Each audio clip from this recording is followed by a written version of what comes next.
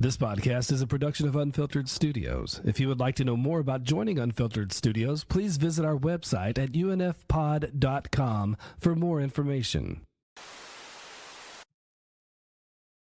All right, all. Thank you all for listening. So, as you're going to see tonight, we're going to just reflect on, a long, way overdue chat on George Romero's zombie movies.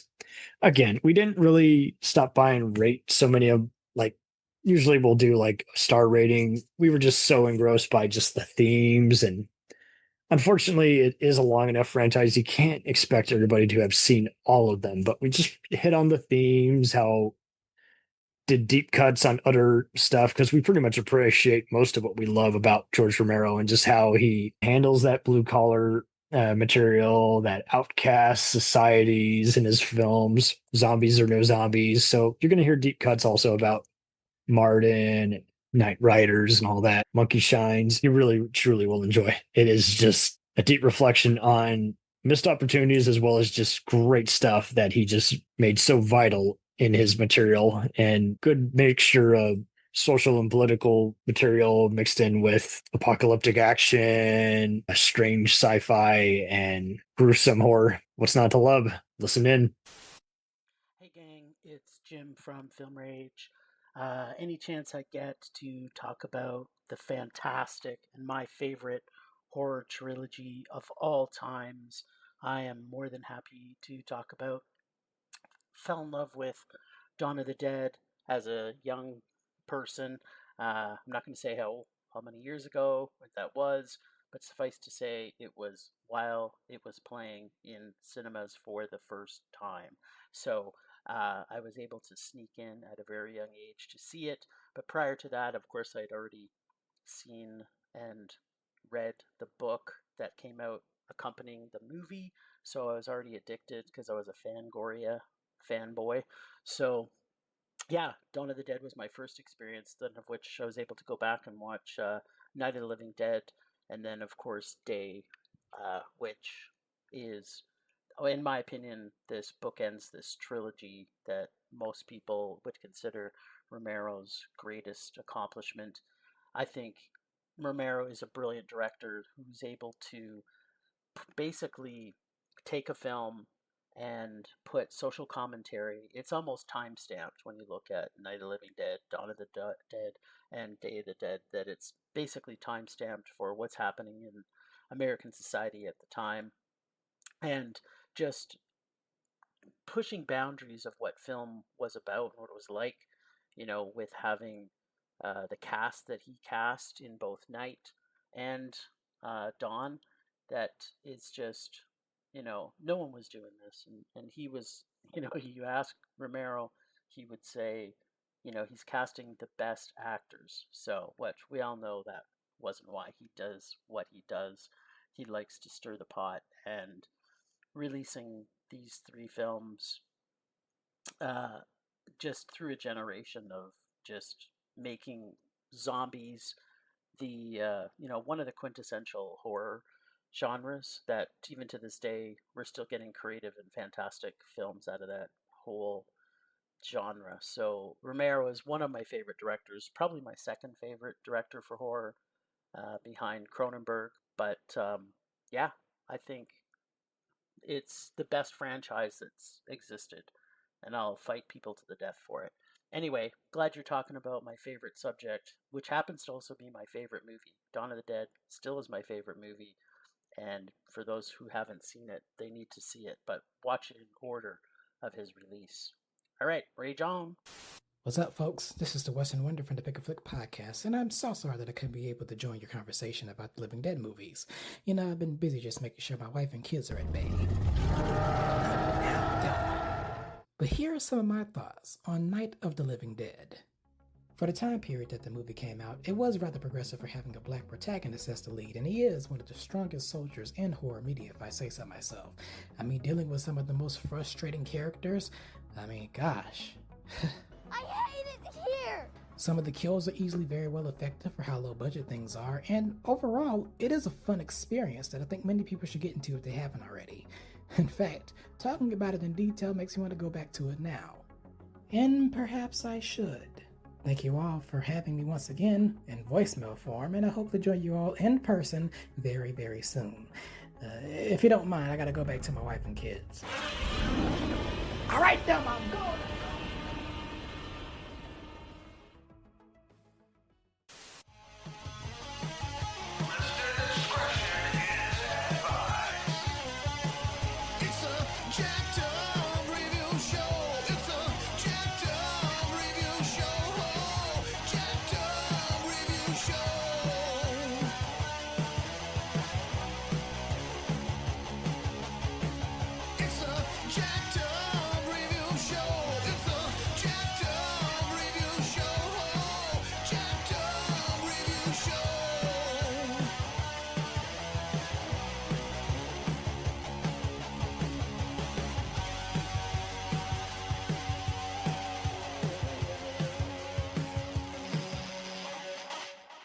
Solely here, we got John and I introduce Cameron Scott of Cinema Degeneration Podcast. Hello. Hello.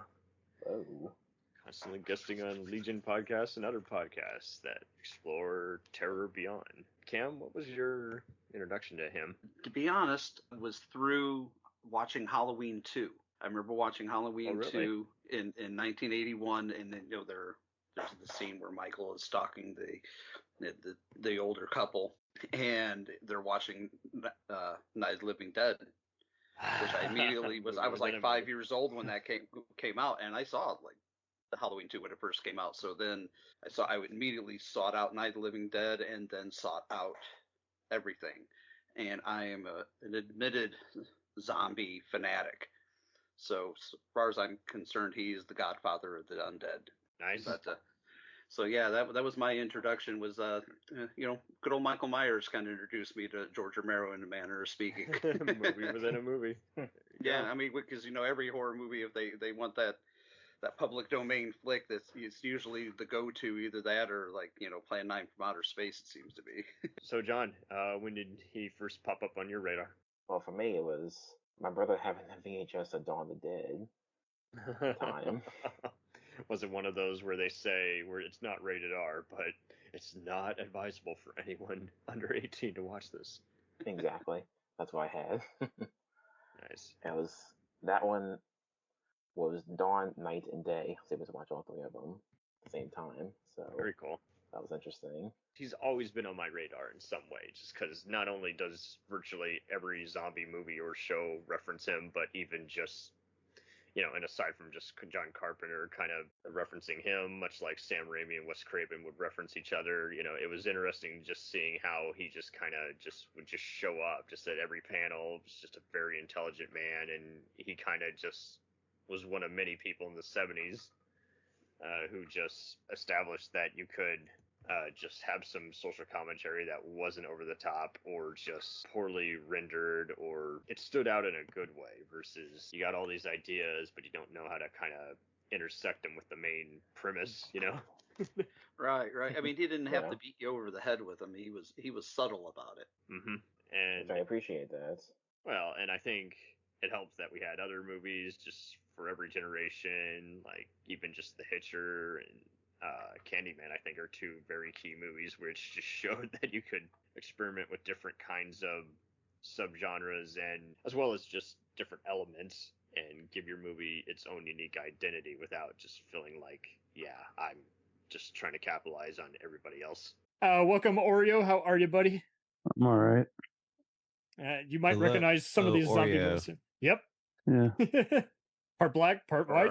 That's why we call them. And Gabriel, welcome to the show. Hey, what's up? I promise you, no shortage of wacky horror movie chats. Mack Lambert is back, Cinema Mack. Woo! Mack in the movies, always posting. Welcome. Oh, thank you. Thank you very much. The obsolete mule himself. Elvis Zombie is here. Ryan McGann is here. Oh, yeah. And Movie Minute family member Matthew Soto and zombie Thank you. comic book collector and just overall very awesome dude, Gil Palmer and partner in crime. Hello. Oh, yeah. Board defender himself and your host Cam Sully's here. And lo and behold, the the Vern. The Hello, man who's Matt. nothing but Mr. Positive. And of course, member of Deadnotes, Kevin Edwards. That's right. Hello. Exploring a used video store one movie at a time. That's right. Matthew Soto. Do you know a Jason Soto? I do not, unfortunately, but You'll there love are many this. Sotos. He's on another network with another partner in crime. And Oh boy. I can't blame Soto. I gotta get you two together on a show. Hey, yeah. I gotta get you two to be on his show, or you two to be on a show together. Yeah, Soto and Soto sounds like a great time right there. Live in concert. Yeah. Soto squared. I see what you guys did there. Whoever made that Talisa Soto joke, that's funny. Soto to Soto. That's right. It's a two sitcom. cops who play acoustic music on the side. Oh. Who said we were cops? Two guys who pose as cops when they go visit college dorms. I worked for Hans Gruber, pretend to be a terrorist. So we're just doing a casual, just kind of look at just how zombie films changed. Just to put it in perspective, oh, well, what do you know? We got another guy here to save us from the zombie horde. Bring them all in. Help us. Help us. Need as many bodies as possible. Help us and Tony Todd. Yeah. Hi. Missed that, man. I was crying. Hey, Jeff. Hey, how are we? Am I coming good? Anyway, yeah, Jeff Carr is here with us, and he'll tell you a bunch of Stephen King trivia. Sweet. Oh my God, that's what you're putting on me. Okay, well, I'm giving you an intro. Everyone gets an intro. No, I'm teasing you. I know. Also, welcome, Steve Unger. How are you, buddy? Hey, how's it going? Glad you can finally join now. So, Day of the Dead is the zombie movie by which all other zombie movies should be judged. And again, that's just in my opinion.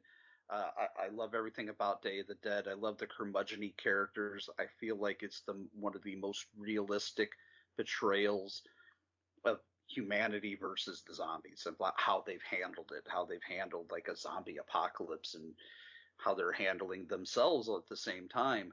And I personally think zombies have never looked better than they did in Day of the Dead.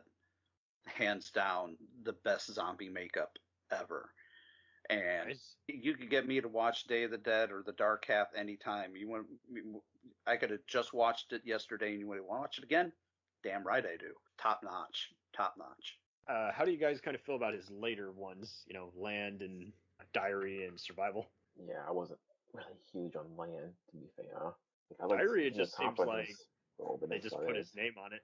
It's just like it's a found footage movie, and he had a say in the premise, but we're just gonna have everyone else film it for him. I have to say, out of the three, out of Survival, and Diary and Land, I actually like Diary the best. I like Land of the Dead, but I remember that movie released the weekend of my birthday when it came out, and I felt like it was a gift, because I'm like, here we are 20 some odd years later, and new zombie movie by George is coming out. This is made just for me, and I remember being a little bit underwhelmed. I can't put my finger. It does go on pretty long for what it is, but I'm with you. I feel like it's kind of like Day of the Dead, where it, the longest argument before everyone was kind of like, yeah, Dawn and Day are his best works, was, oh, Day's not any better than Dawn. But I don't know. I feel like all of these are just so different. They're kind of apples and oranges, and yet at the same time, it does go back to, what do you actually like? Because, like you say, I mean, Land was just kind of his first big movie in quite a while, and so it was just highly hyped up in 2005, and with a big giant cast. I really dug Leguizamo's and Hopper's characters. Yeah, me too. Just I because loved Hopper's kind of like Rose. Yeah, and I love Asia Argento. She's great. But we're the guy that I don't like is the guy that was played the main character. I can't remember his name. Simon Baker. Yeah. Yeah, he's a lame duck, man. He plays a dickhead way too well, and at the same time, his character just has it is pretty unbearable in some scenes where you're just like, no "Shut up." charisma, no presence, and that's really what ruined it for me. Like, I still like the movie. I don't love it, but I like it. But yeah, I mean, he's an Aussie actor, and I was never really into The Mentalist, but then you see all his other movies that he's appeared in, and you're just like, yeah, it's like, is it just the looks, or is it just that he varies in certain roles? I don't know. It's usually he varies. That's what I would say. Yeah, the only one I can actually say that I don't like is that this really just don't like at all, the Survival of the Dead. It's just the horse death is kind of a what the fuck kind of moment, just like in Phantasm 5, where you're like, if you took that out, this would be a way better movie. But why is that there? It has nothing to do with anything. Yeah, and then you got zombies riding horses, which that was I'm just like, what the hell? Like, what producing exec, which writer, who put that idea in there? I don't know. I refuse to believe George put that idea out there. I can't buy it. I can't buy it. Yeah, and he was very quiet on the making of them. You really had to do some deep searching to find out what happened on some of these movies. It says it was inspired by The Big Country, so I don't know. I don't. Yeah, I mean, I like Diary, and that says something for me, because I'm usually not much of a found footage fan. You got to really impress me with found footage. But I thought it was an interesting, premise. I love the idea of movies within a movie. So the fact that they were filmmakers. Fair enough. He's filming, The hospital scenes are pretty inspired, I guess, and I don't have a problem with the actors, some of who play some of those same roles in Survival, but I guess, who knows? I could rewatch it again. I would give it a chance versus any other found footage, but I don't know. Did you like the movie Record? Yes, I actually did. I felt like those were very Romero influenced and just the same kind of predicament. Everyone's in a building. I like Record, but I did not like what was the remake? Quarantine. Quarantine, that was so I funny. Like that either. I've seen a lot of people praise that one, and I was like, I'm surprised. You guys usually hate anything just because it's a remake, and you like that one out of all of them. We're going into the realm of George Romero, Mr. Blue Collar scenario himself, the do-it-yourself filmmaking mentality mixed in with non-intrusive social commentary. Man. Mr. Romero equals John Carpenter by tackling corruption themes, spectacles, other gory action in between his indie flavor, and pioneering his own kind of zombie movies. So we're going to just loosely kind of go over his 6 movies, as well as other movies that are loosely connected by his ex-partner in crime, John Russo. Right. But yeah, so Matthew, you said you were this is debatable. We're all zombie fans, and you said you were the biggest one. So well, were these like some of the first zombie films you think you saw? Yeah, so I think I started off with Return of the Living Dead. Actually, my dad was notorious for taking me out on the weekends to a local video store, and we'd rent just anything I saw that interested me, specifically based on the front cover. Return of the Living Dead, with its stylized cover, really got my interest peaked. And I'm like, yes, let's do that. And then I absolutely loved it, of course. And then my dad was all like, well, if you like that, let's try this one. This is a little older. So we basically starting them young. And yeah, I just went from there, just tried to digest anything, devour, if you will, anything zombie related at that point. So Matt, is that Return of the Living Dead cover on VHS? Is that like the two sort of like punk rock zombies by the graves? Okay, yeah, I remember that cover. Okay, yeah, I mean, Depression, Suicide. Yeah. There was just so many like movies out there with like those stylized covers. But that one specifically, I'm like, oh, that's kind of cool. Yeah, okay. Jack Frost, Evil Ed, some of the more memorable, like crazy VHS covers. Yep. Now, Kevin, you familiarize yourself with so many video store favorites, everything from Children of the Night to Nightbreed. What was your intro to just seeing brain eaters in movies? When I was being babysat as a kid, like my babysitter's son, it was like 2 years older than me. he had access to all of his brother's like movies, which his brother was like a hardcore like horror fan. So I would go down there. I don't know, 8 years old. Day of the Dead was like my first one. My dad wasn't too far off from Matt as far as like showing me like horror films, especially after like the divorce. He was like, I got you for the weekend. What movies you want to get? You know, like so it just all just blew up from there. But yeah, Day of the Dead was definitely my most memorable of the three that he had put out during Nice. that time. It's still to this day, it holds up, man. I can pop it in now and it still holds up against much of like what's out now, I feel. So lovely. Way ahead of his day, man. Love it. Yeah, Gabriel, Yeah, what was absolutely. your intro? I'm pretty sure it was Night of the Living Dead.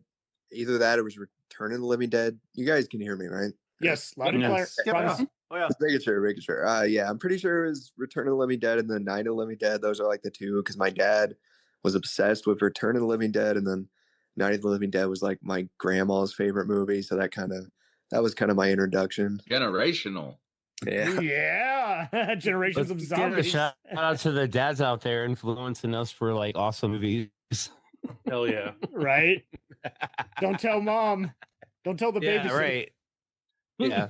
We also got Legion Horror Podcast and fan himself, Richard Glenn Schmidt. How are you, buddy?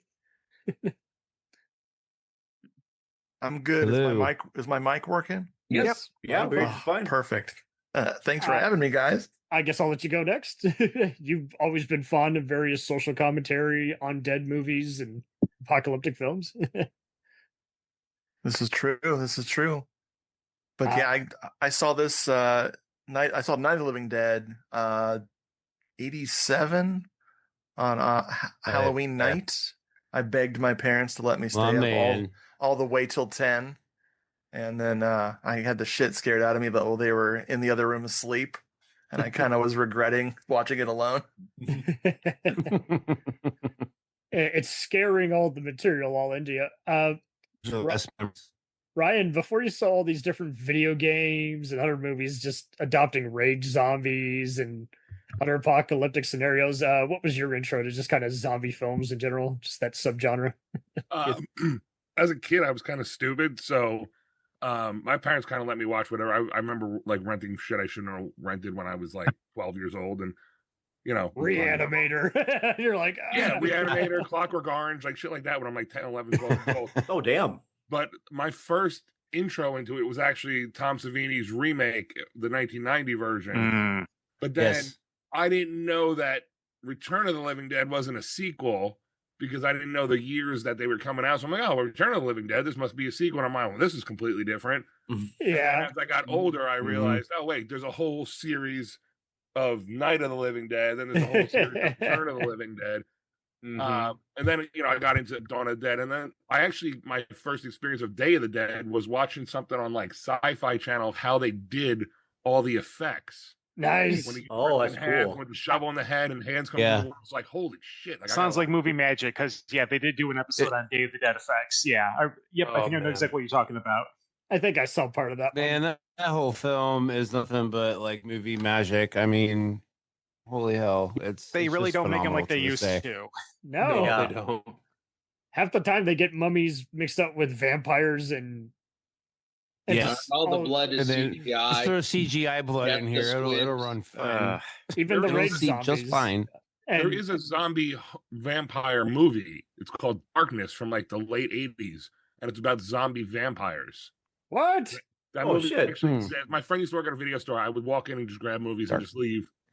And that was one of the ones it's a zombie vampire movie. So if you could find a movie called Darkness, that's what it is. All right, yeah. Umberto Lenzi's Nightmare City was kind of the same way as well, where it was mixing vampires and Nightmare zombies. City. Yeah. Yeah, you're right. Yeah, Lindsay and Fulci, man, they don't. They're something else. They're fun. I'm sure that was a well done movie though. Darkness was not a well done movie. Well, oh no, Nightmare City's a piece of the shit, idea but it's still fun. was there. Yeah. Great idea, poor execution. Oh man. But then again, that's kind of how I feel how Life Force ends. Right. It's like space psychic vampires. sexy space psychic vampire. Nudity. Wait, Right. everybody's a zombie. Oh no, man! at the Life end. Force is pretty badass. Like, I'm not going to question it, but That's a only because of is it Matilda May? Matilda May, yes. Oh, yes. Of course, yeah. Fun cast. Toby Hooper. Yeah. Mac, God. what was your intro to undead movies? Halloween night, 1995. The local syndicated horror host show, Offbeat Cinema, was showing Night of the Living Dead, and my 13-year-old brain was just blown by what I was watching for this crude black and white 1968 horror movie. And it's like, from that opening scene in the cemetery to that gut punch ending, I was just completely captivated So all the way sad. through. Yeah. Wayne Jones. Oh man, it's so funny when I meet Romero fans who are like, "Hey man, I don't like my movies getting political." I'm like, "Did you not see the original?" That's all his movies. You're the wrong director, buddy. First time I watched Night of the Living Dead, I think I was about 16 or 17. Yes. So this must have been about 2003 or so at least. When I watched it. So we're talking about right smack dab in Bush's America at least. And I'm watching this 1960s film, this late 1960s film, and I'm sitting here watching it just thinking about like, wow, so what if I was watching this in the 1960s? Oh shit, that black man just smacked that white woman. Oh shit. Oh wow, he's in charge. Yeah. This is awesome. This is fucking awesome. Especially if it was a Southern audience. Yeah, and then the final that whole movie was ahead of bam, its day. Yeah. bunch of rednecks. And how do you not watch that movie and not think, whether intentional or not, you're going to walk away from it? There was a message there. Right? It's funny when you watch like younger kids, like from like Gen Z and whatnot, watch this movie and they're getting the same reaction now as people did back then. And I think that Exactly. makes the power of the movie even much more stronger. Residual energy in the movie is constant. It's amazing. Yeah. Way ahead of its day. Gil, I take it you were kind of on the same boat as me. Like you were familiar with anthologies like Outer Limits and even movies like White Zombies showing. I could probably say that I saw Night of the Living Dead in the 70s on a midnight movie on a Friday or Saturday night. How do you feel like it handled shootouts mixed in with other terror as well as a little sci-fi? How do you feel how it handled all the different genre elements? There's some sci-fi undertone, there's some action, and there's just restraint terror. It kind of just glosses right over it and gets right into the subject of the zombie movie. And it's funny that he's the godfather of zombies, especially for modern zombies. Right. And then Sam Raimi comes along and adds physical comedy. And then, and he never even referred to his demons. Zombie movies as zombies. They were ghouls. Yeah. Yeah. But that's a good point. Yeah. The Argento produced. Oh, I have a friend who is just diehard obsessive about that. He will not let a conversation go without bringing up, no, they're not zombies, they're ghouls. They're ghouls. Wow. Well, I mean, in Walking Dead, I've seen a lot of elements from that in Walking Dead that they've used from probably his movies. Mm-hmm. Mm-hmm. And Mack was joking on me, but before we were getting started, how one of the actors who plays one of the lead zombies in this was later in like a schlocky, like 80s zombie knockoff movie. So every fans like to joke, maybe he's playing the same zombie. Oh, I know that movie very well. It's Flesh Eater. Yep. Yes, we have Night of the Living Dead at home. it's the Walmart great. Is that value. Bill Hinsman? Yes, great value. It's Bill. Now, it's Bill. He keeps 30 pounds heavier. Yeah, it's like really coincidental that the ladies with the nude scenes are all in his scenes when he's attacking them, and there's always a towel getting ripped off or a dress getting torn open. It's like, oh, Bill, stop it. I'll tell you what, man. My first horror convention I ever went to, He was the first person I ever met, and he Bill dressed up like dressed up as a zombie and everything. And obviously, I got my glossy in my picture with him because I'm a nerd. So, but the fact that like he went above and beyond to like do that, and at the time, this horror convention wasn't really huge. Like conventions weren't really popping off, at least in the Midwest, anyway. Yeah, but like, they were a while. It was crazy, yeah. But man, he was super nice and like played the part, man. Like he's all about it. So, I mean, honestly, he's whether you want to say he's the first zombie or ghoul. I mean, he's kind of like the first. Holy hell! Like, what is this? What is happening here?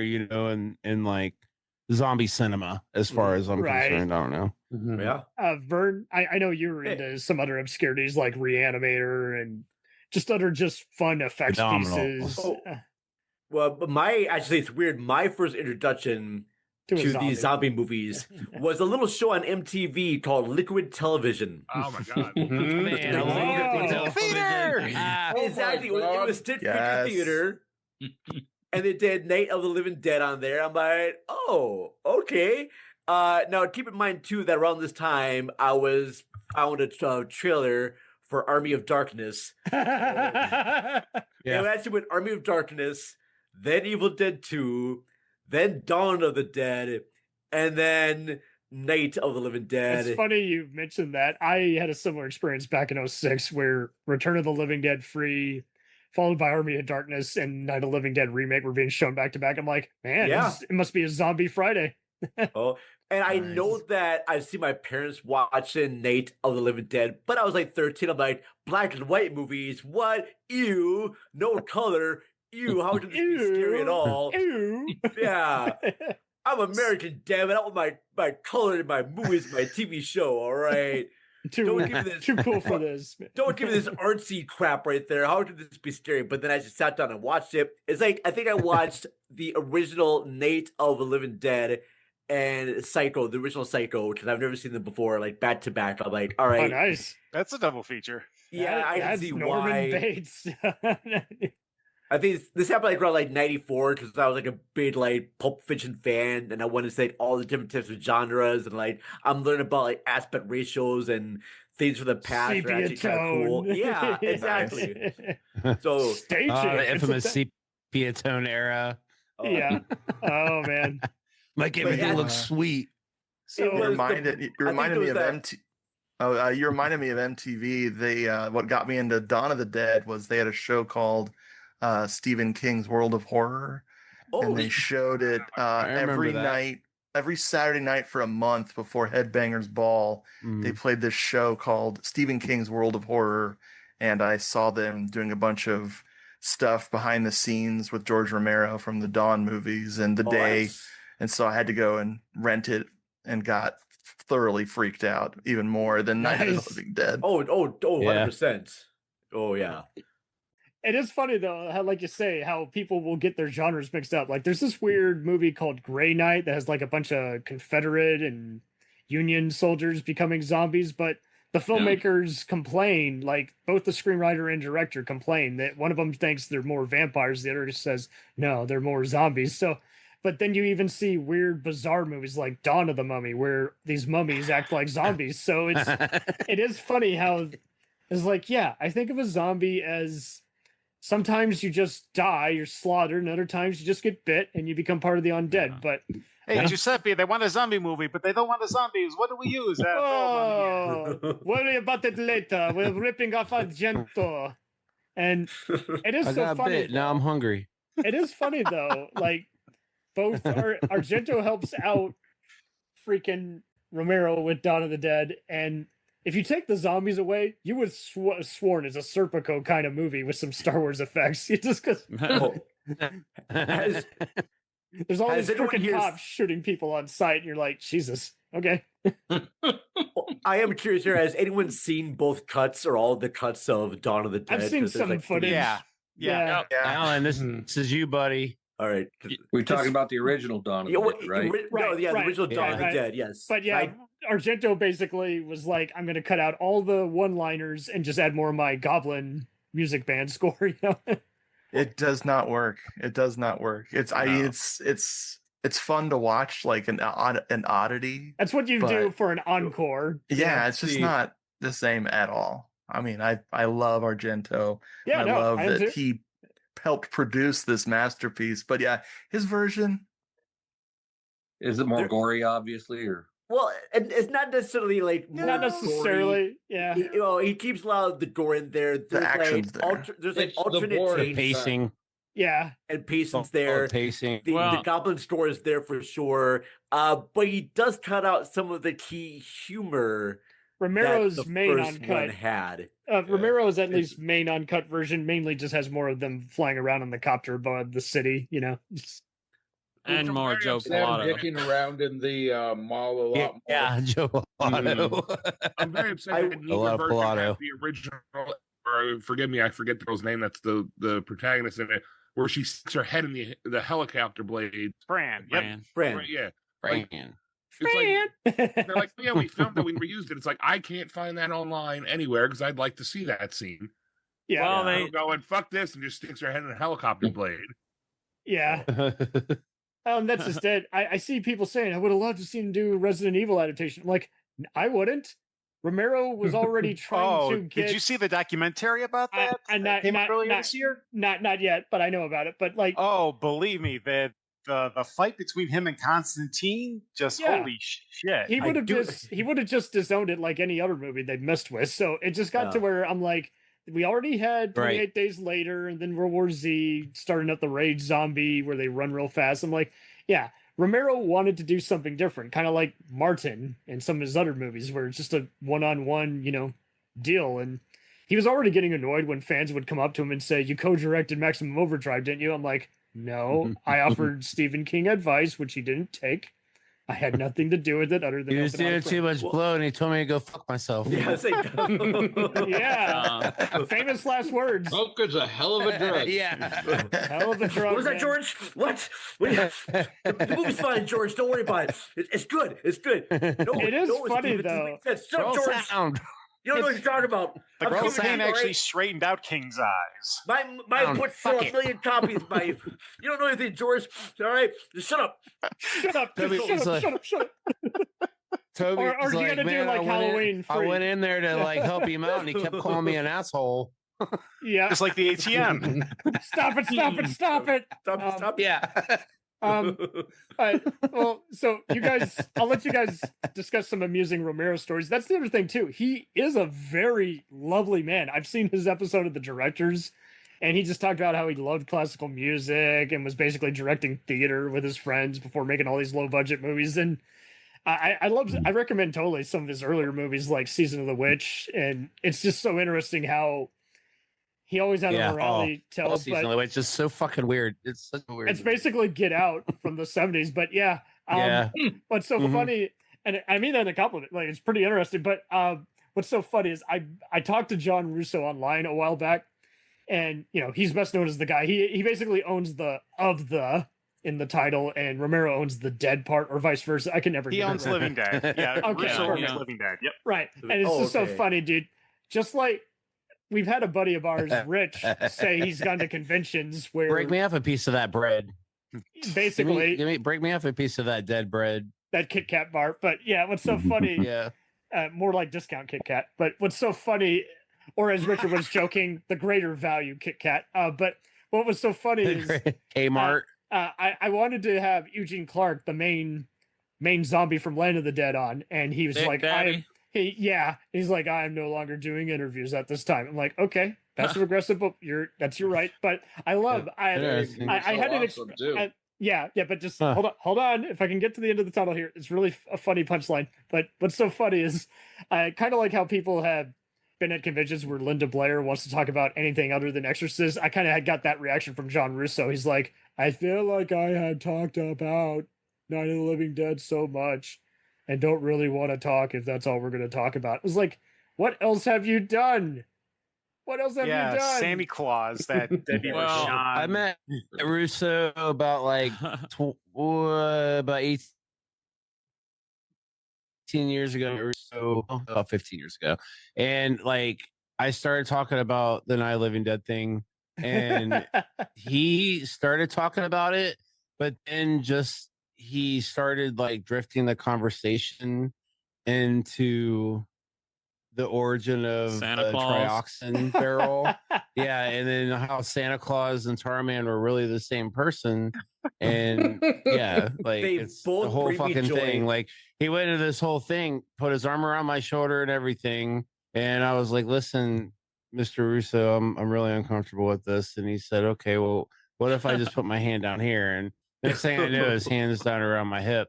So he was trying to direct me somewhere, but I think it was away from Night of the Living Dead. Are we just say you don't want to talk about it? Are we live? Yeah. Was he trying to rape you? Like, what was going on there? A raping zombie? Who happens to be a celebrity? That was his That's what Army of the Dead was about. Oh, yeah. We'll get there. You're gonna make Ryan lose his drink. Yeah, it is just funny though. Some of these guys are just so close to it. It's like, just politely change the conversation. My God. Mm-hmm. But also, I don't have much to go on here. You know, it's like, so it's kind of like, I had another pal who met Linda Hamilton. Is like, she didn't want to talk about Terminators. Like, okay, I guess that's all you are, dude. Who here? You're literally, that's all you are. Who here knows about Beauty and the Terminator Beast? killer? Yeah. He was I in love the Beauty show. and the Beast with Ron Perlman. That's all she's there to talk about. Dante's Peak. Yeah. I remember Dante's Peak. I know. How was Pierce Brosnan in that movie? Was he nice? I'm an artisan. James Bond has to save Sarah Connor. But yeah, I know what you mean. It's just funny though. Like, it's like, if you don't want to talk about what you're famous for, just say no. I mean, the one I do want to say one thing. The one thing that I do like about these Dead movies, like Dawn of the Dead, Day of the Dead, Night, those first three movies, is that how well the community is there when making these movies. Like I saw the behind the scenes documentary. Everyone is helping out. If someone is not a zombie, they are doing set decoration. Someone's doing like costumes. Doing makeup. other zombie extras in between, Yeah. setting up the camera. Well, he liked doing his movies in Pittsburgh a lot. Yep.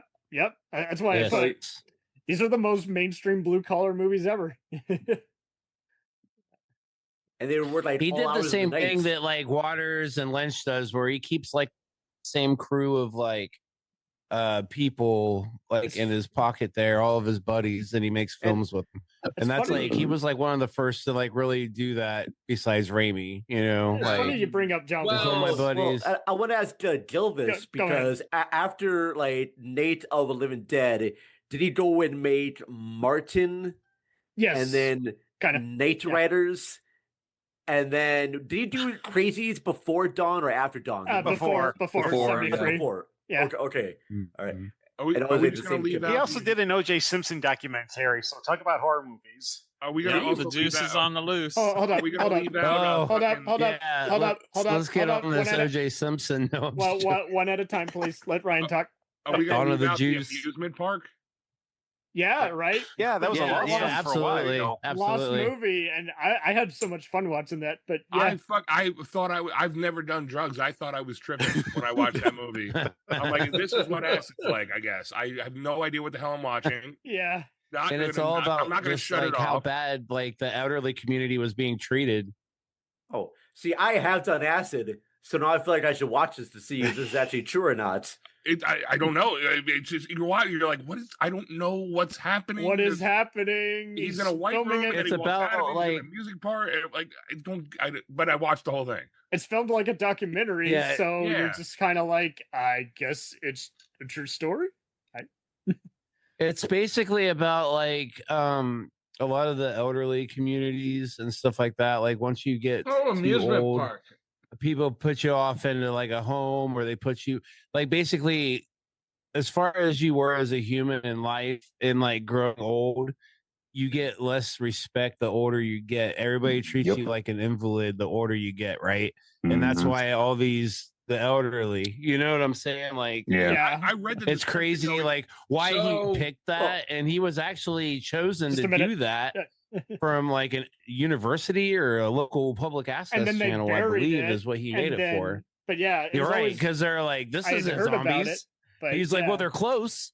They're Right? almost there. Give them about a year, each of them. Like they'll be So fine.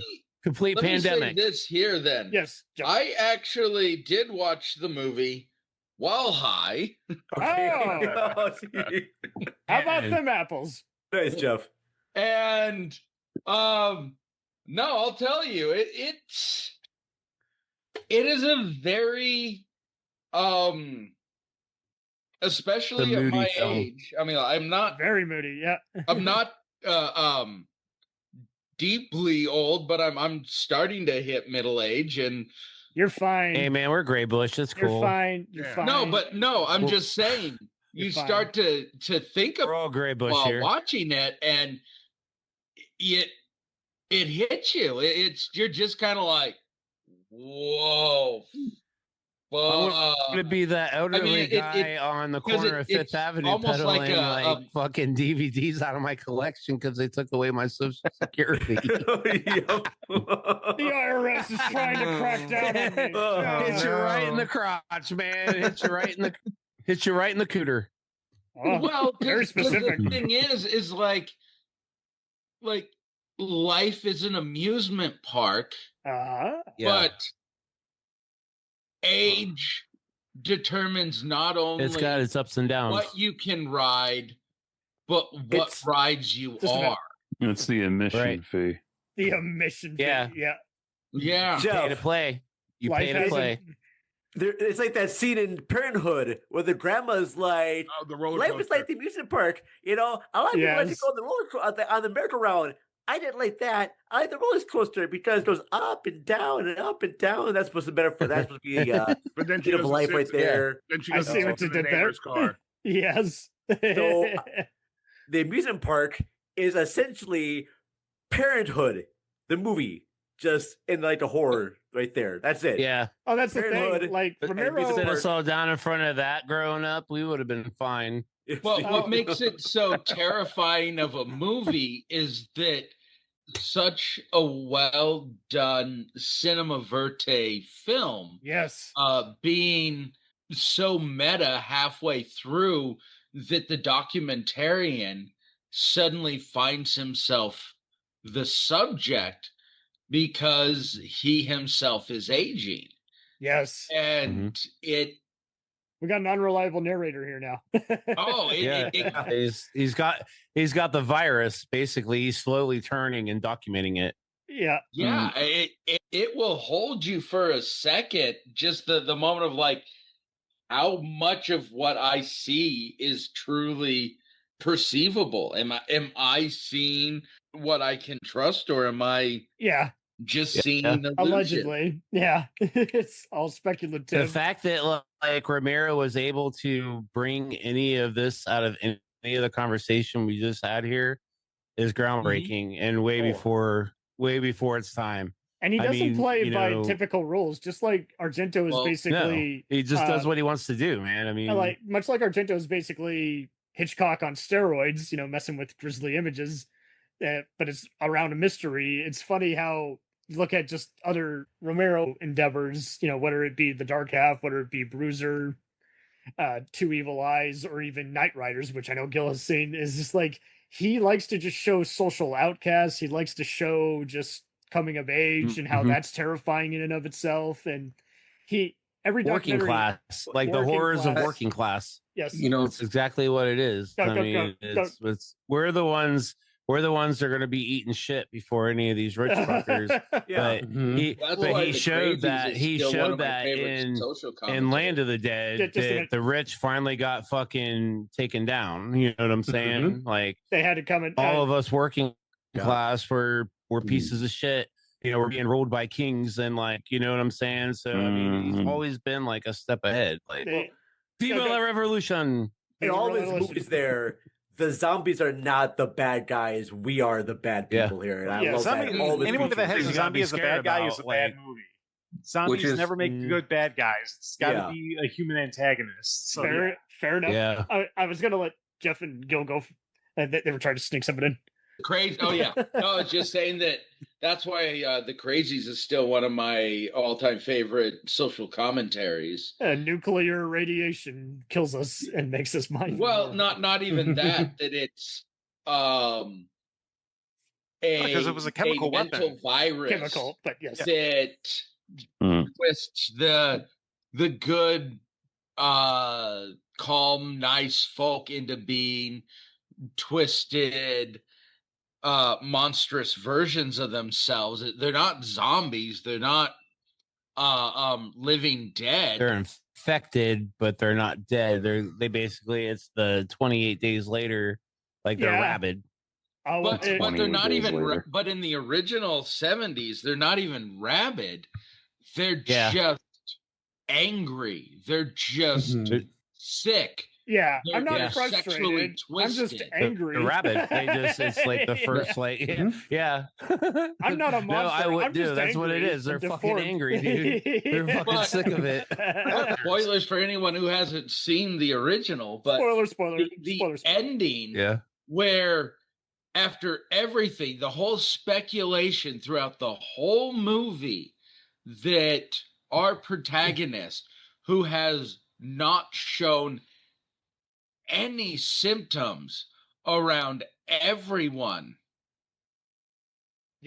has then experienced metaphor for COVID, one of the worst trauma. First one up, last one down. In the death of his wife after she has shown infection. Yes. And he's just burnt out and he's just tired. Yeah. And then the government finally gets a hold of him and they're just like, yeah, no, he's infected. They don't even check because they don't care anymore. They're just tired. They don't care. Yeah. It's the irony about right it. in front of them, but they don't care. And see, a lesser filmmaker would rely on just so many other camera trickery. Is like Romero just has actors and gaffing, and they're here till 6 when he's got to. And he someone brings else, the story back around. Yeah. The end of I'll bring it around here. It is kind of funny though. I didn't get in an argument, but I had someone saying he didn't like Survival of the Dead, the final movie Romero does, and he's like, I refuse to believe he added that horse. Is like, I can totally believe that. Romero's high on every movie set. That's his Western influence. Zombies riding horses. Yeah. You don't have to like the movie. I'm not saying that. I'm saying it's totally his movie. Yeah. But if John Carpenter can have ghosts on Mars, what do you think Romero's smoking? Come on. You know Think what? about If I was in Romero's shoes at the point that he made that movie, I'd be saying the same shit. I'd be like, fuck it. Put these motherfuckers on the most beautiful stallions you can find and let them ride off into this fucking I mean, if it were me, I'd make be like, it. Let's put them It in don't space. matter. I'm about to be out. It's cool. Right? We did Jason We're X, so taking why these not have zombies motherfuckers in to space? space. Pegasus, motherfucker. Right. Okay. Let Matt go. Sorry. No, you're good. You're good. That was pretty much it. Okay, Jason in space. Sorry, go ahead. Go.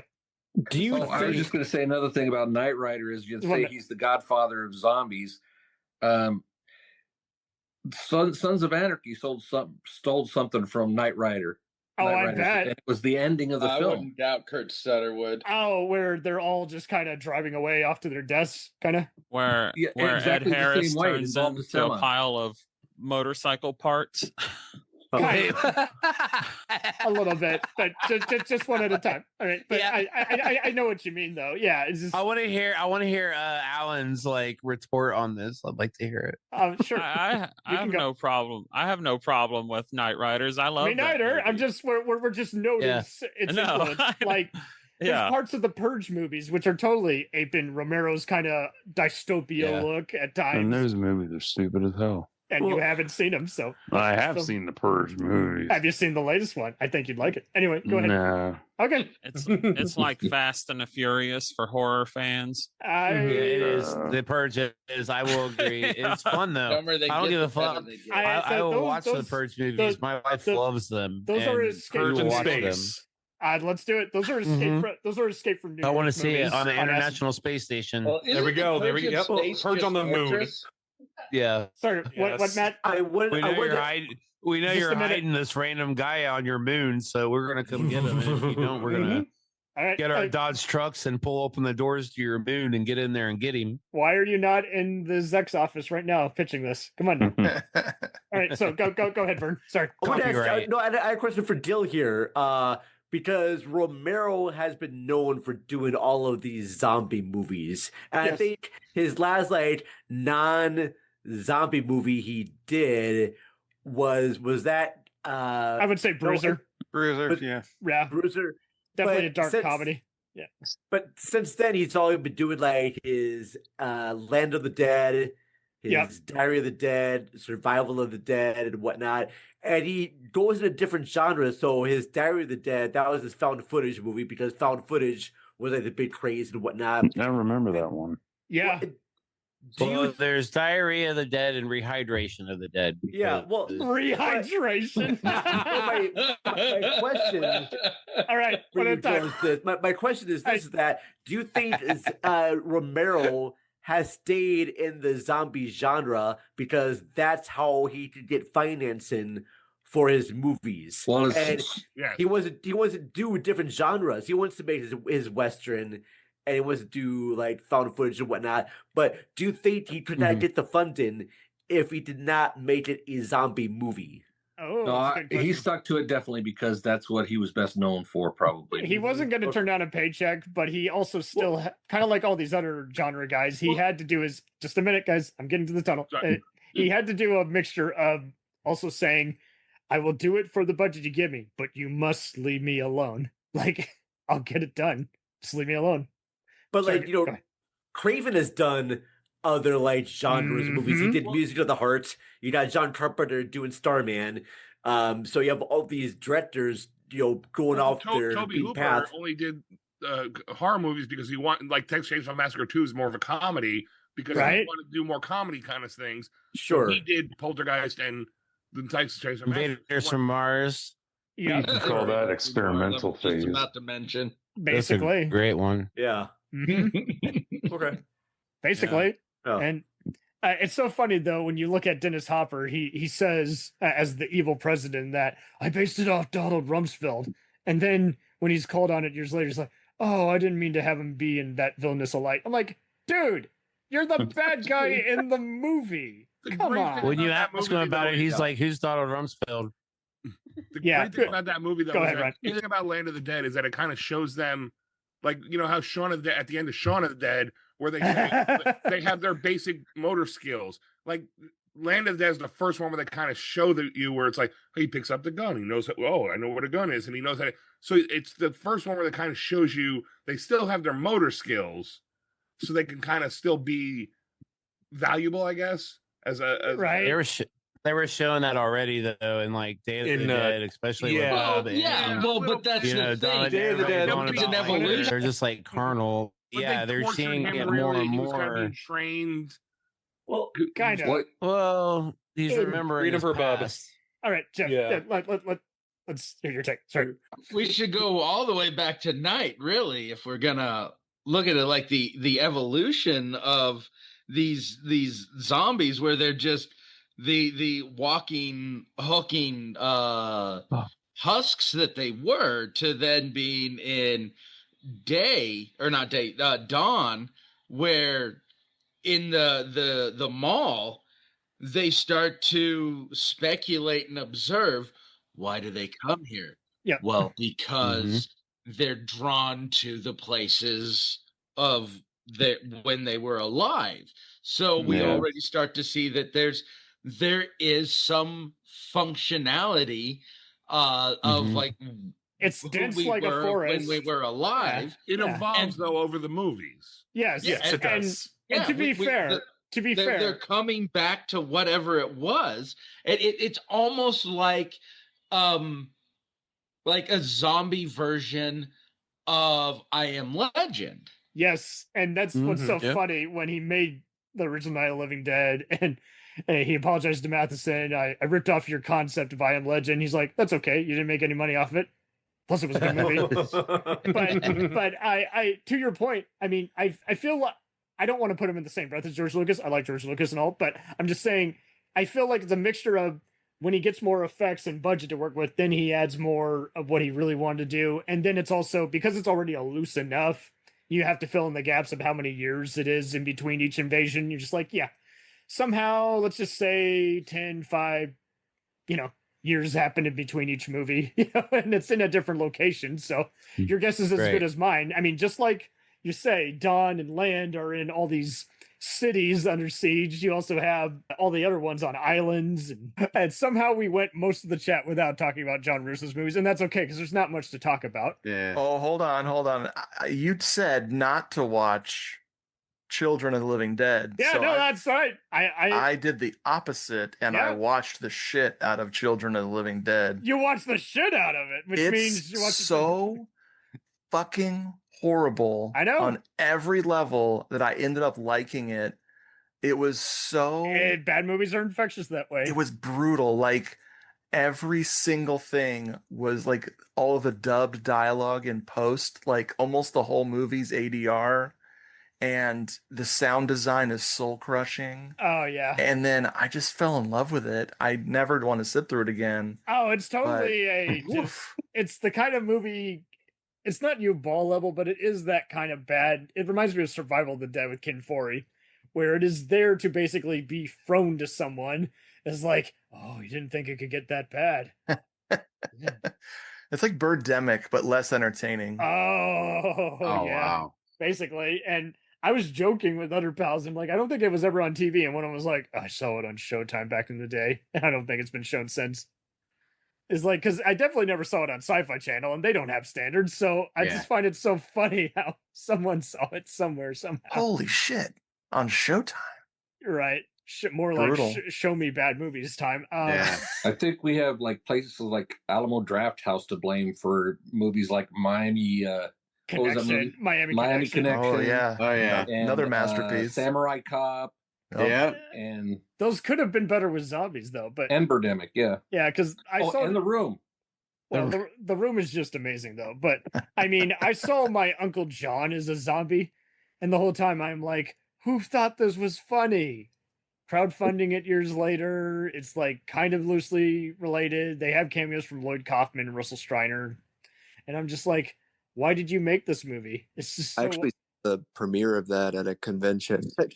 Oh wow. John Russo what was that? I think you told me you're gonna tell me that, and I'm just like, oh man, I can't even imagine what it's like at a convention. Yeah, I mean, it was what do you do when it's bad? Because I've been at live festivals and seen people inappropriately laughing to where no one wants to even go up on the stage, So, boy, wow. Did anybody here read The Return of the Living Dead by John Russo, the novel? No, it's different. Okay, From it Dan is O'Bannon's screenplay. It's so different. It's like takes place a few years after Night of the Living Dead, so they cleared up the zombies, and it's about another outbreak of the virus, and it's really disjointed. It tries to do the, oh no, tragic ending because the main guy was killed by the cops. It almost is the same, but more of the same. There's a reason why no one adapted it. It's pretty bad. So they basically took the essence and then changed everything literally frame by frame. Yeah. So there's a reason you get a story by or a producer credit. Gabriel, do you have any fun like Romero movie like scenes that like stick in your head verbatim where you're like, I remember that scene, and that house is under siege and those zombies are growing. I mean, how about the fact that Day of the Dead has zombies actually growing a brain? I mean, that's like the most bizarre reverse. It's like, you think I'm very smart, I got a gun. I mean, I think Dawn of the Dead probably has the most like iconic scenes, in my opinion, just like them running around the mall, and then that free to use music that they got from a library is like, and it's very catchy, very fun. You would never think that's that generic elevator music, really, because it's just so well inserted. And the like have I think, and they're like tragic almost in a way because you actually care about the characters. You don't want to see any of them die. So when they do die, it's like a gut punch more than night or day, in my opinion. Yeah. Well, they tried to, isn't Day of the Dead the one where they tried to get you to care about that one zombie character? Yeah.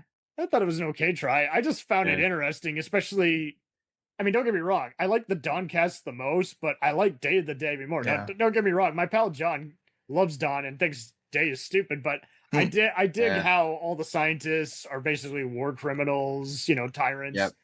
And have you guys heard the funny theory that Joe Pilato, who's also the pawn shop guy in Pulp Fiction, is like they like joking that because he's the one off-duty cop at the docks in Dawn, maybe he became the head of the island in Day of the Dead. That is kind of cool. And nice. I just love to hate Rhodes. He's on par with the Emperor and all these other war criminals in movies. Yep. He's almost like the tall man in Phantasm or Cancer Man on X-Files. I want to see him ruined just because he is so oblivious to his racism and fascism. And it is also so funny how there's that other guy who's like, I guess I'm gonna get slaughtered by the zombies, but I'm gonna hit the button at the last minute. And but what's lame with any zombie movie critique I'll find is people will go, I didn't like any of the characters. I'm like, you didn't complain about any of the good Romero movies that had unlikable characters. Yeah, so, right. If you don't like Land or Survival, I get it, but don't go, oh, it sucks. Because I'm like, oh, I forgot to watch Day of the Dead for like 20 years. So preparing for this show, I fired it up. My wife and I watched it. And she had maybe watched it with me 20 years ago. I can't recall, but it scared the shit out of me again. Yeah. And I hadn't been scared of that movie since I was like 13 years old. It's so funny how it's an unofficial, if you think about it, both of them are kind of unofficial X-rated movies. Like it's scary. Even when they were trimmed in certain cineplexes, they were always, it was kind of like the Jaws poster where it's like, it's PG, but we recommend not bringing little kids. Same thing. You're like, it's R, but we really, really, despite not giving it an X rating, we would recommend you not bring anyone under 17 to this, I've seen Land, which I liked. I saw that in the theater. I thought Leguizamo was a badass, and and I kind of like, if you look at the progression of like night, dawn, day, like of how they the have a Mad like, Max type it was kind of cool. Like it kind of reminded me of the first 3 Omen movies. Where that's right. Yeah, Omen is a great film. I love Omen. The second so-so. The third one's really good, but seeing the progression of Damien through those, and the same with the Romero stuff. I still need to see Survival again. Omen's kind of a good segue. It is kind of one of the movies everyone knows about. Kind of like, I don't know, something like Psycho or Shining. Everyone's seen it, even if they're not a genre fan, but it's a little more mainstream and accessible just because the themes. I mean, I could easily compare Rhodes or the evil president in the land, for instance, to say Colonel Kurtz from Apocalypse Now. Oh yeah, just because how they have all this cult that follows them and will do their bidding, just because they're no different than the zombies at that rate. They are mindlessly being sheep to their demise. But there are times where I do kind of feel like the cinematographers are kind of lensing them kind of like Damien or one of the Exorcist movies, where it's like just having that guy who just stands out, and before they even add on makeup to their eyes, just giving them that look, just who are you looking at? They still are bigger than they look considering their budget. Even when Romero was handed a bigger budget for his later movies, he still is doing atypical stuff that you don't really generally see in any of his caliber material. So there's just very pleasant surprises in between checking off what you want on the genre tropes, I guess. Yeah. You know what I haven't seen either? The first 3, again, Return of the Living Dead, the first one I love. The second one is cool. And I actually kind of like with Day, like I love the third one. Yeah. But I still haven't seen the sequels, which people said they're like not terrible. Like you should, like they had that one where it's like a rave, and then there was Rave to the Grave. Yeah. And was there a 5th one? I don't know. I think so. There was Land, then Diary, then getting on that found footage train, and then one of the characters from that appears in Survival. But I actually had a lot of fun with Survival, but that's just it. There is some off-putting stuff that makes people want to not see it, just because there's some weird kind of decapitated heads causing mayhem. And see, the movie went by so fast, I totally blanked on that. So I would compare it as the Phantasm, which also has zombies kind of level. Is like part 5 had some cool ideas, but also had some stupid stuff in there that shouldn't have been in there. So but I did my homework Again, giving myself an A+. Hey, we tried to validate everybody here. So I mean, thank you. I watched Diary, not Diarrhea, although I do agree there was some diarrhea in it. It was Diary of the watchable. Dead. It just had some dumb stuff in it, but Survival of the Dead today for the first time. I watched both of those for the first time today, and there's a lot of, I think, script doctoring that he should have pulled in someone to get in there and clean it up a little bit, because there's a lot of not full-on wasted potential, but both of those movies with maybe like a co-scripter or something could have been dope as shit. Because all the cool ideas are there. I agree. Yeah. Go ahead.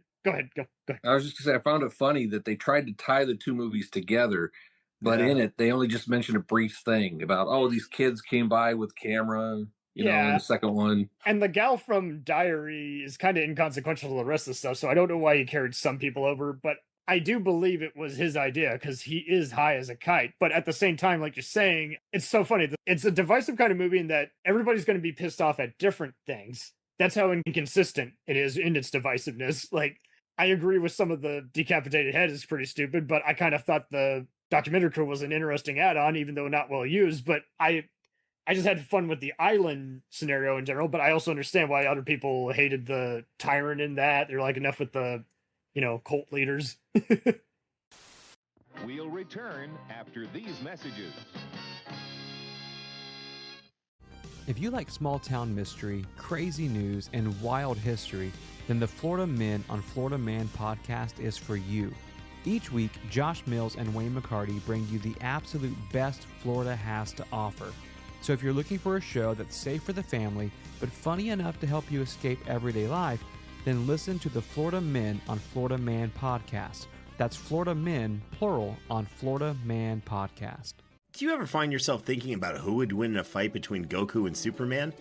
Hi, I'm James Gabsy, and on the Who Would Win show, me and my co-host Ray ignore anything important happening in the outside world and debate fictional battles between characters from comics, movies, and video games. We got a new show every week, and almost always am I the winner. Yeah, not true, Ray. In the past, we've discussed such matches as Captain America versus Darth Vader, Solid Snake versus the Iron Giant, classic matchups like RoboCop versus Terminator, and even the Muppets versus Sesame Street.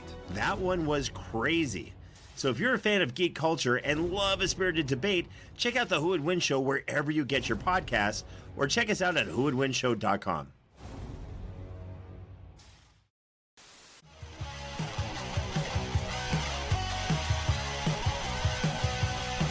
Follow us on the web on Facebook, Twitter, and Instagram. The podcast is available on Podbean, Spotify, iHeartRadio, Anchor, Apple, and anywhere else podcasts are available. Feel free to review our show and leave comments on any of those sites. Thanks a million for listening. It's a jacked up